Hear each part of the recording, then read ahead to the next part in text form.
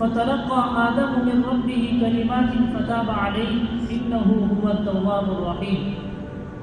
تو آدم نے اپنے پروردگار سے کچھ کلمات سیکھے تو اللہ نے انہیں معاف فرمایا، بے شک وہ توبہ قبول کرنے والا اور رحم کرنے والا ہے.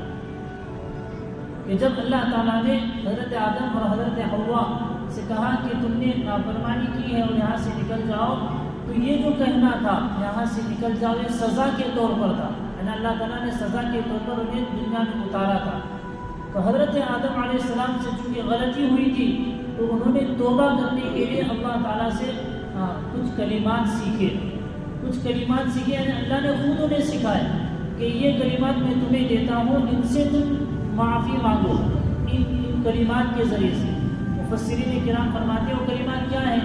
فرمایا ربنا ظلمنا انفسنا وان لم تغفر لنا وترحمنا لنكونن من الخاسرین. کیا مطلب ہے اس کا؟ اے پروردگار، ہم نے اپنے آپ پر ظلم کیا ہے اور اگر آپ ہمیں معاف نہ کریں، اگر ہم نے تو ظلم کر لیا ہے لیکن آپ اگر اس ظلم کی وجہ سے ہمیں معاف نہ کریں تو ہم خسارہ پانے والوں میں سے ہو جائیں، نقصان اٹھانے والوں میں سے ہو جائیں. یہ دعا وہ ہے جو اللہ تعالیٰ نے حضرت آدم علیہ السلام کو خود سکھائی اور بتایا کہ اس دعا کے ذریعے سے تم استغفار کرو. پھر آگے فرمایا فتاب علیہ، جب حضرت آدم نے استغفار کیا تو اللہ تعالیٰ نے ان کی توبہ بھی قبول کر لی. اور آگے اللہ فرماتے ہیں کہ بے شک اللہ ہی ہیں جو توبہ قبول کرنے والے ہیں، رحم کرنے والے ہیں. یعنی آدمی کو توبہ بھی اللہ کے سامنے ہی کرنی چاہیے اور رحم کا طلب بھی اللہ تعالیٰ ہی سے کرنا چاہیے. قُلْنَا اهْبِطُوا مِنْهَا جَمِيعًا، تم سارے کے سارے اتر جاؤ زمین پر. فَإِمَّا يَأْتِيَنَّكُم مِّنِّي هُدًى فَمَن تَبِعَ هُدَايَ فَلَا خَوْفٌ عَلَيْهِمْ وَلَا هُمْ يَحْزَنُونَ. اگر تمہارے پاس میری جانب سے کوئی ہدایت آئے تو جو شخص میری ہدایت کی اتباع کرے تو اس پر کوئی خوف نہیں ہوگا اور نہ ہی وہ لوگ غمگین ہوں گے. آگے اللہ فرما رہے کہ تم سارے کے سارے اتر جاؤ.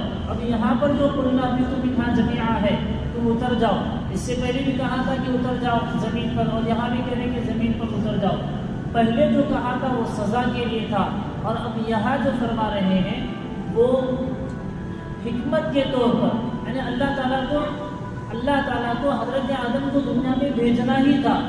وہ اللہ نے مقدر میں لکھا تھا کہ ایسے ایسے ہوگا اور ایسے سے ہو، لیکن ذریعہ وہ شیطان کو بنایا. اللہ نے ذریعہ کس کو بنایا؟ شیطان کو بنایا. کہ شیطان نے بہکایا، یہ ہوا، پھر بعد میں حضرت آدم علیہ السلام دنیا میں آئے. لیکن اللہ کو بھیجنا ہی تھا، حکمت تھی اللہ تعالیٰ کی، اور اسی حکمت کی وجہ سے کہہ رہے کہ اب تم زمین میں جاؤ. اور فرمایا آگے کہ تمہارے پاس اگر میری جانب سے کوئی ہدایت آئے، یعنی رہبری آئے، رہنمائی آئے، اچھی باتوں کی طرف بلانے والا تمہیں کوئی آئے تو تم کیا کرو؟ میری ہدایت کی اتباع کرو.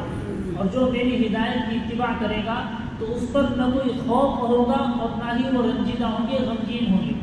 یعنی قیامت کی جو ہولناکیاں آنے والی ہے، یعنی دنیا میں جو شخص سیدھے راستے پر چلے گا، صراط مستقیم پر، اور اللہ تعالیٰ کی ہدایت پر چلے گا، تو اللہ تعالیٰ فرما رہے ہیں کہ قیامت کی جو ہولناکیاں ہیں جہاں سارے لوگ پریشان ہوں گے، اللہ نے اس کا نقشہ بھی کھینچا ہے.